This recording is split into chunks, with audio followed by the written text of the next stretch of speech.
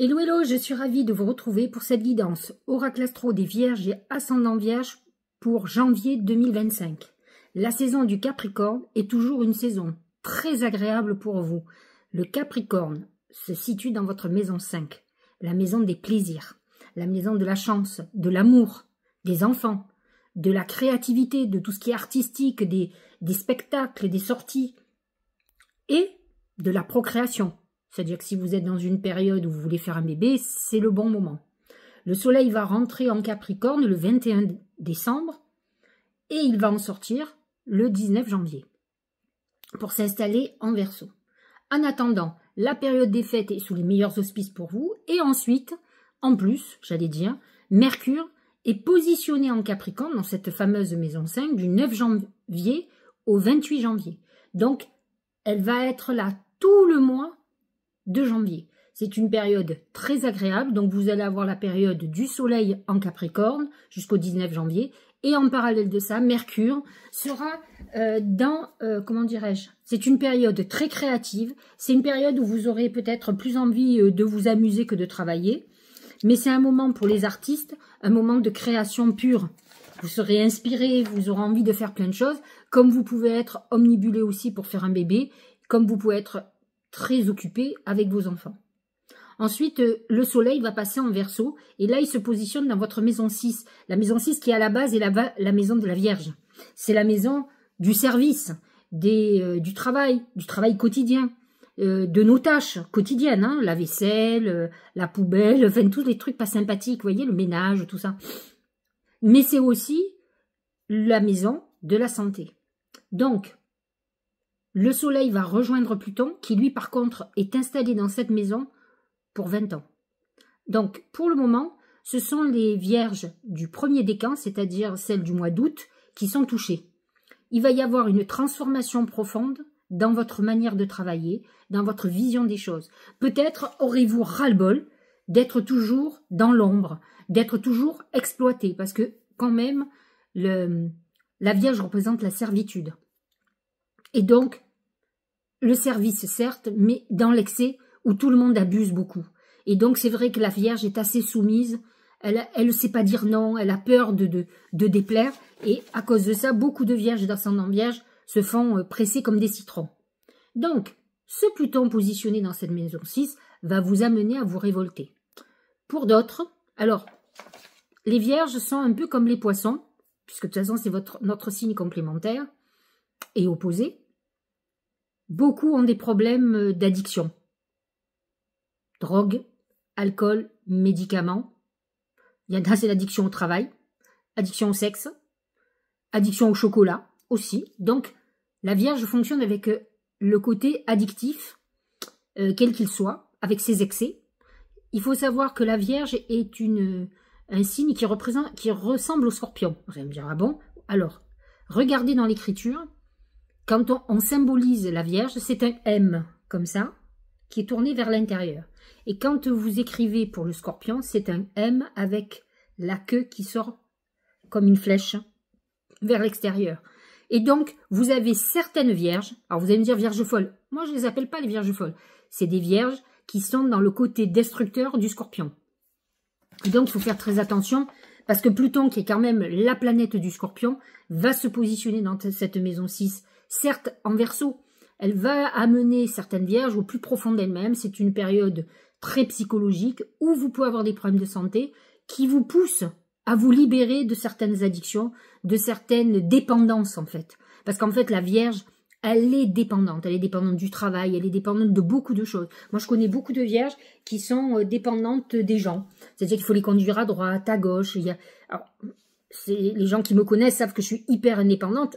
Je suis un ascendant Sagittaire, j'ai une lune en Sagittaire, j'ai toutes mes planètes vierges dans ma maison 9, qui est la maison du Sagittaire, donc j'ai pris beaucoup du Sagittaire et tant mieux. Mais beaucoup de vierges ont besoin qu'on s'occupe d'elles à un moment donné et sont dans cette dépendance. Pluton va vous pousser à vous libérer de ces dépendances. Vous avez Vénus aussi qui sera en maison 6 du 1er au 3 janvier, vous pourriez faire une rencontre en allant faire du sport par exemple. Et vous avez Mercure qui va rentrer dans cette maison à partir du 29 janvier, ça peut être un moment de grosse déprime ou des moments où on est complètement sur le boulot. Faites attention aussi aux addictions au travail. Ça amène du surmenage et des zonas, des allergies, des burn-out et des dépressions aussi pour certains. Nous allons ensuite parler de l'amas de planètes en Poisson. Nous avons, vous le savez, Saturne, qui est dans le signe du Poisson. Il est entre 14 et 17 degrés, donc il touche le deuxième décan. Il est opposé au signe de la Vierge, donc il est positionné dans sa maison 7, la maison du couple, des associations, des contrats, des procédures juridiques, du public, de votre clientèle, par exemple, si vous travaillez à votre compte. Saturne va mettre en épreuve.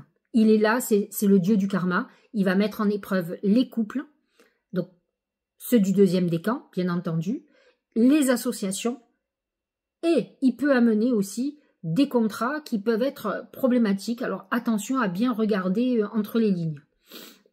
Nous avons Neptune déjà qui est dans cette maison 7 depuis très longtemps, qui est en train de finir sa course, mais qui est bien sur le mois de janvier. Au mois de janvier, il sera à 27 degrés. Il va toucher les Vierges juste avant moi du 20 septembre. Donc, il sera toujours opposé à votre soleil. Il peut amener beaucoup de romantisme dans le couple, mais aussi beaucoup de désillusions, des trahisons. Trahison sur les associés, attention aux contrats que vous signez. Il peut y avoir des problématiques à ce niveau-là, au niveau juridique. Alors, ce qui va être surprenant, mais qui est important à noter, c'est que le nœud nord quitte le bélier. Il y est à 0 degré au bélier dans votre maison 8 jusqu'au 12 janvier, mais surtout, il va s'installer dans votre maison 7. Il sera entre 29 degrés et 28 degrés. Moi, il est parfaitement sur mon soleil. Ça serait très intéressant de regarder ce qui va se passer pour vous ce mois-ci, si vous êtes vierge comme moi, du 21 septembre et du 22 septembre, celles qui sont limite balance. Parce que le nœud nord va s'installer sur votre soleil, et donc il serait intéressant de voir ce qui va se passer pour vous. Il sera positionné dans notre maison 7, qui est la maison du couple, je vous l'ai dit, et des associations, et des contrats, et de tout ce qui est juridique. Donc vous êtes au mois de janvier dans une phase très karmique, très intéressante. Nous avons Uranus qui est un signe ami pour nous, positionné dans la maison 9, il va amener des opportunités dans nos vies que vous n'attendez pas. Il touche le 3e décan. Ce sont des personnes qui sont nées autour du 16-17 septembre, qui vont être plus touchées. Il faut savoir qu'Uranus sera direct à partir du 31 janvier, parce qu'il va continuer sa course, il va sortir, il va rentrer en Gémeaux, même s'il y rentre momentanément. En tout cas, il va continuer sa course sur le dernier décan des Vierges. Et des taureaux, bien entendu, puisqu'il est en taureau. Dans la maison 9, Uranus va apporter... Alors, Uranus apporte toujours de l'imprévu. Des trucs qui vous arrivent du jour au lendemain. Sur la maison 9, ça peut être d'un coup la volonté de faire une formation ou qu'on vous pousse à en faire une et qui change la donne professionnellement. Ça peut être aussi la volonté de déménager brutalement ou d'aller... par exemple, comment dirais-je, partir à l'étranger, vivre à l'étranger. Ce sont des bouleversements profonds. Donc, ça va toucher les Vierges du dernier décan. Jupiter est en Gémeaux, en tout cas tout le mois de janvier. Il est rétrograde, il est positionné dans la maison 10 des Vierges, et donc il représente nos ambitions. Et là, Jupiter va décupler les ambitions. Alors là, c'est pour les 2e décans, donc vous allez être très motivé, Vierge du 2e décan. Ensuite, nous avons Mars qui est en Cancer. Alors il va faire, je ne l'ai pas précisé tout à l'heure, mais Vénus qui est dans maison 7, qui peut amener une rencontre très importante pour vous, qui amènerait une vie de couple. Et lorsque Saturne et Vénus vont se rencontrer, je crois que c'est autour du 14 ou du 15 avril, ça peut amener une relation très sérieuse, ou en tout cas la volonté de s'engager. Eh bien, nous avons Mars qui est en Cancer, qui est un signe ami, donc maison 11, et le Lion qui est dans notre maison 12, qui vont faire comme Vénus, c'est-à-dire que Vénus va passer du Poisson au Bélier pendant plusieurs mois. Et là, Mars va passer du Cancer au Lion à plusieurs reprises aussi, jusqu'au mois d'avril-mai. Donc, Mars est en Lion jusqu'au 7 janvier. Positionné dans notre maison 12. C'est un moment où on peut être effectivement très fatigué, où on peut essayer de chercher des réponses à des questions qui sont en suspens. par exemple. On peut déterrer des vieux secrets, par exemple. Et puis ensuite, Mars va passer en Cancer. Là, c'est un signe ami positionné dans notre maison 11. Il va nous donner un coup de boost. Il va certainement nous faire trouver les personnes idéales pour nous aider dans notre quête. Et Mars sera positionné entre 20 et 29 degrés. Nous avons le Sagittaire qui est en maison 4 et Mercure, comment dirais-je, qui est jusqu'au 9 janvier. Ensuite, il passe en Capricorne, où là, c'est beaucoup plus sympathique. Avant, Mercure est positionné dans la maison 4, qui est la maison de la famille, et je vous avoue que en période de fête, c'est complètement logique, d'autant plus que quand je fais cette vidéo, Mercure est déjà en Sagittaire. Nous avons une nouvelle lune, le 30 décembre, qui sera à 9 degrés 44 du Capricorne. C'est un positionnement idéal pour les Vierges et ascendant Vierge pour faire vos vœux. Je vous propose de faire 2 papiers particuliers. Alors, vous pouvez tout faire sur ce papier, parce qu'au plus vous serez impliqué, au plus vos vœux se réaliseront. Non, vous pouvez faire une feuille, faites des dessins, mettez des étoiles, mettez ce que vous voulez. Une page, c'est ce que vous voulez pour 2025, et la deuxième feuille, c'est ce que vous voulez pour le mois de janvier. Mettez-y tout votre cœur, faites des cœurs, des fleurs, ce que vous voulez, collez-y des choses avec ce que vous désirez, et ensuite, avec une bougie, bien sûr, vous vous mettez en état de méditation. Enfin, vous faites les choses bien. Il faut faire un rituel intéressant parce que la maison 5 est une maison de chance. Il faut en profiter. C'est-à-dire qu'en principe, les vœux qui sont positionnés, qui sont faits dans les lunes, qui sont positionnés dans la maison 5 du signe, sont amenés à être réalisés. Alors, allez-y gaiement. Nous aurons une pleine lune en Cancer, où là, l'axe sera toujours 5-11. La pleine lune très intéressante aussi, avec une conjonction à Mars, 13 janvier. Elle sera à 24 degrés du Cancer. Là, si vous pouvez retravailler vos vœux, c'est un bon moment pour en rajouter sur les mêmes feuilles. Ne changez pas de feuilles. Et nous aurons une nouvelle lune le 29 janvier en Verseau, maison 6. C'est une nouvelle lune où vous devriez faire des vœux pour le travail et pour la santé. Allez dans l'énergie de ce que vous dit les astres. C'est la nouvelle lune et la nouvelle lune du Capricorne et la pleine lune du Cancer qui sont les plus importantes pour les Vierges et ascendants Vierges. Nous allons voir ce que les oracles ont à nous dire. Regardez, c'est l'eau. L'eau, ça me fait penser beaucoup à la Vierge. Vous savez, la Vierge représente la pureté, dont la purification. L'eau représente le nettoyage. Et c'est vrai que c'est la purification, c'est un mois où vous allez vous purifier, vous allez travailler sur vous. Alors purification, c'est vrai qu'en janvier, on commence toujours la détox, parce qu'on a mangé grave pendant les fêtes, donc on part sur la purification. Mais c'est un mois où vous devriez vous mettre en place, surtout avec Pluton, qui est en maison 6, qui amène cette purification. Vous savez, Pluton, il nettoie, vous savez, c'est le système de la digestion. Vous avez votre corps qui prend tous les aliments, qui les nettoie, qui les mange, qui les trie, et tout ce que le corps ne veut pas, ça part en excréments. D'accord? Eh bien, c'est Pluton. Donc, ce mois de janvier, on vous dit, purifiez-vous. Faites du nettoyage dans votre vie. Nettoyez, enlevez les personnes, faites un vrai grand nettoyage. Et je trouve que pour commencer l'année, c'est une très bonne chose, parce que ça va ouvrir votre année et vos mois, de toute façon. Donc, l'eau représente l'abondance aussi. C'est une période très favorable au niveau financier. C'est vrai que Mercure dans la maison 5 en Capricorne est très positive pour amener de l'abondance, puisque c'est une maison chanceuse. Aussi bien c'est une maison pour l'amour, mais c'est aussi une maison pour tout ce qui est financier et coup de bol.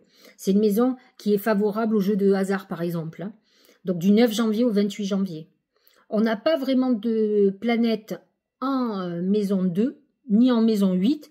Par contre, on a Jupiter en maison 10 qui amène une expansion très importante dans nos ambitions et peut-être dans une volonté de se mettre en avant. Donc, cette eau peut représenter aussi Mars, qui est en Cancer, ou la de planète en Poisson, qui est quand même positionnée dans la maison 7. Donc, cette eau amène quand même beaucoup de bouleversements au niveau de tout ce qui est juridique, de tout ce qui est contrat, tout ce qui est association et du couple. Voyez, Saturne, je vous l'ai souvent dit, Saturne, si c'est sur des couples fragiles, peut amener une séparation, comme il peut, si vous vous engagez sur le passage de Saturne, c'est pour la vie. Il amène la longévité. Au niveau professionnel, c'est le pan. Le pan, c'est le luxe, la beauté. Vous allez être dans une période où je pense que vous allez être très fiers et fiers de vous. Je ne sais pas qu'est-ce que vous allez faire, mais en tout cas, vous aurez raison, vous allez faire la roue, vous allez vous pavaner, mais en tout cas, ça changera parce que vous êtes souvent en arrière, vous avez beaucoup d'humilité et parfois trop. Donc, là, pour le coup, vous allez être dans l'orgueil, mais peut-être parce que vous aurez réalisé quelque chose de bien. N'oubliez pas que le pan représente tout ce qui est luxe, beauté et rayonnement. Donc, c'est une phase très intéressante professionnellement et financièrement. Il peut y avoir une très belle rentrée financière qui est annoncée. Au niveau sentimental, c'est le djinn. Le djinn représente le diable. Alors, c'est une période très sexe quand on a le diable, mais on peut être aussi manipulé par quelqu'un, manipulé par ses sentiments, par ses addictions peut-être à la sexualité. Faites très attention. Vénus est en poisson. Le poisson, il a un côté très libertin, c'est un amoureux de l'amour, c'est pas infidèle de toute façon. Donc ça peut être une période où on peut tomber sur quelqu'un qui a envie de nous manipuler. Donc faites très attention. C'est les excès, c'est beaucoup d'excès, c'est les amours, passions, c'est l'amour un peu à la Scorpion. C'est ce que je vous disais tout à l'heure, avec ce côté, quand il va y avoir la conjonction Pluton-Vénus en maison 6, vous pouvez faire une rencontre de quelqu'un qui décuple votre passion, mais qui vous fait devenir addict. Et donc, ça peut être problématique. Ça sera beaucoup mieux lorsque Vénus sera en maison 7, mais si vous pensez vous mettre en couple avec cette personne, attention, attention, ce sont des relations destructrices, passions destructrices, et qui amènent beaucoup d'addiction, beaucoup de désordre. Donc, soyez très vigilants. Alors, c'est marrant, parce qu'au niveau de la santé, on a l'amour. Et c'est vrai que l'amour de soi déjà, c'est un gros travail à faire pour les vierges qui ont souvent peu confiance en elles, à arriver à redorer votre blason. Mais l'amour peut être aussi des problèmes de cœur, cardiovasculaires aussi, et des problèmes de cœur dans le sens où si vous êtes dans une relation où c'est les montagnes russes, ça va être très compliqué pour vous psychologiquement. Donc, c'est vrai que cette conjonction Vénus-Pluton peut être très problématique. Attention à qui vous rencontrez. Alors, j'ai demandé à mes guides comment la chance allait se manifester. C'est la bouche. La bouche, c'est plusieurs choses. La bouche, ça représente tout ce que l'on avale. C'est-à-dire, on mange, on boit, on prend des médicaments, tout ce qui passe par la bouche. Donc, la chance veut dire que, peut-être, si vous avez des problèmes de santé, vous allez avoir un traitement très adéquat. C'est ça, la chance.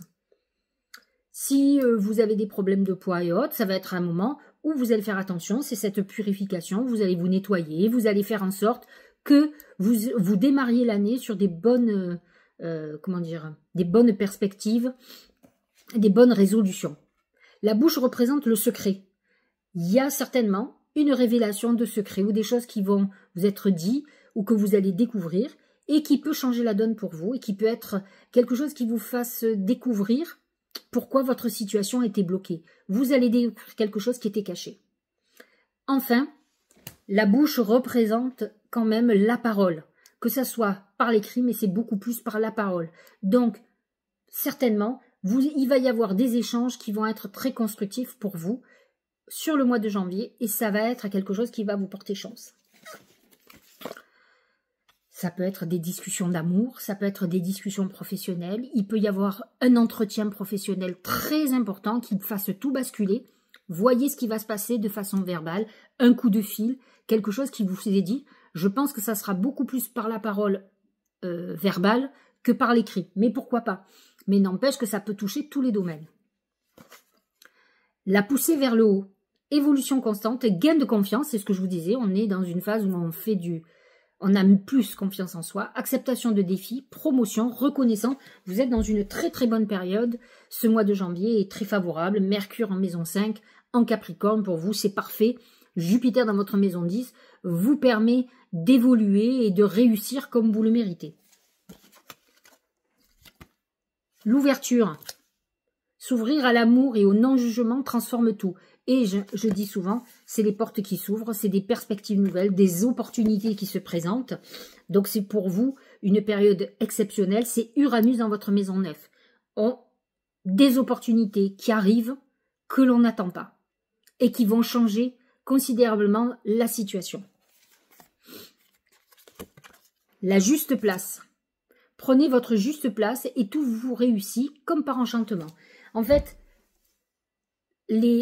certaines vierges, alors manquent de personnalité quand elles sont jeunes, parce qu'elles sont timides, réservées, elles n'ont pas confiance en elles, deviennent beaucoup plus affirmées en vieillissant.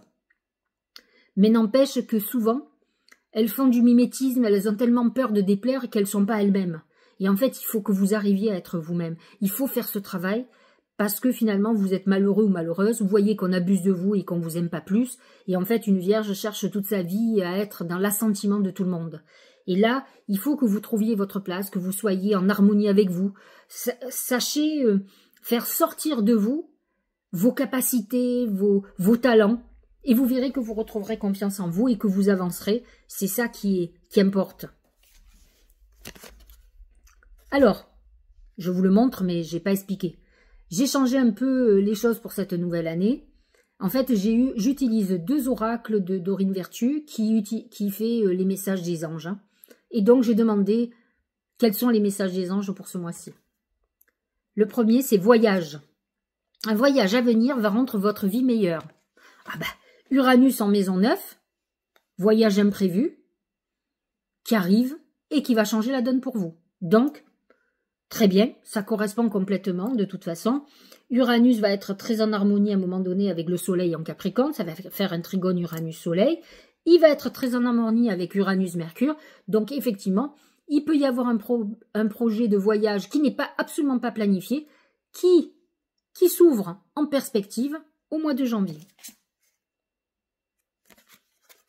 Pas le bon moment. Alors, j'ai envie de vous dire que quand on vous dit c'est pas le bon moment, il faut patienter. Il peut y avoir des moments où vous ayez l'impression que les choses n'avancent pas comme vous voulez. Ce n'est pas grave. Soyez patient ou patiente. Les choses vont évoluer. Donc, certains comprendront ce que je viens de leur donner comme message. Et d'autres se diront, je ne comprends pas, ma vie avance plutôt pas mal. Maintenant, si vous avez l'impression que les choses ne bougent pas, c'est que c'est juste une question de timing. C'est que ce n'est pas encore le bon moment. Mais cette carte suggère que bientôt ça le sera. Peut-être le mois prochain, on va voir. Voilà, j'espère que cette guidance vous aura éclairé.